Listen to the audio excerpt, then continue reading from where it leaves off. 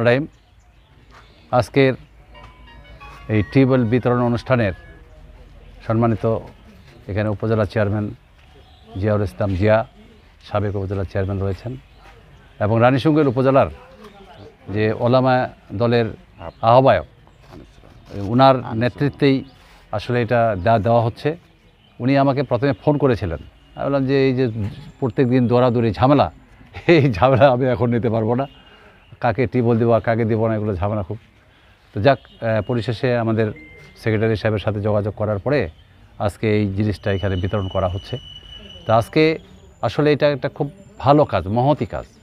এটা বোধহয় সৌদি আরব থেকে এটা উনাদের লোকজন আছে ঢাকায়, তাদের সাথে যোগাযোগ করে আজকে আমরা এটা পেয়েছি।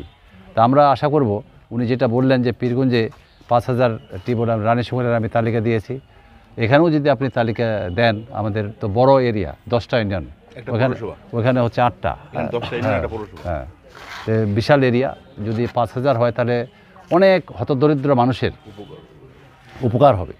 আমরা প্রতি বছরই দেই, যেখানে সরকারিভাবে এখানে আসে, কিন্তু সেটা সীমিত আকারে। এই জন্য ইউনিয়নে হয়তো 2-3টা এইভাবে, বা 2-4টা এইভাবে পড়ে, এর বেশি কিন্তু দেওয়া যায় না।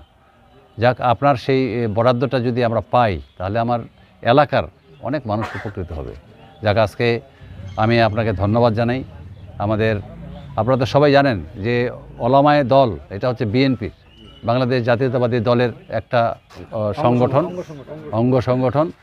আর আওয়ামী লীগের তো হচ্ছে ওলামায়ে লীগ, আমাদেরটা হচ্ছে ওলামায়ে দল।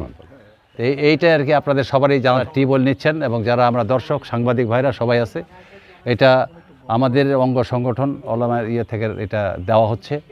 আজকে আমি ওনাদের জন্য দোয়া করব, আল্লাহ তাআলা যেন আরও বেশি ওনাকে সাহায্য সহযোগিতা করার তৌফিক দান করেন, এই আশাবাদ ব্যক্ত করে। এবং আগামী দিনে আপনারা তো জিয়ার কাছে শুনলেন যে সামনে কিন্তু নির্বাচন, এই নির্বাচনে আমরা কিন্তু দিনরাত পরিশ্রম করে যাচ্ছি, হঠাৎ না, সারা বছরে। যেমন আমার কথা, আমি এমপি দাঁড়াই, আরও লোক কিন্তু এমপি দাঁড়ায়, কিন্তু আমি 12 মাসই আছি।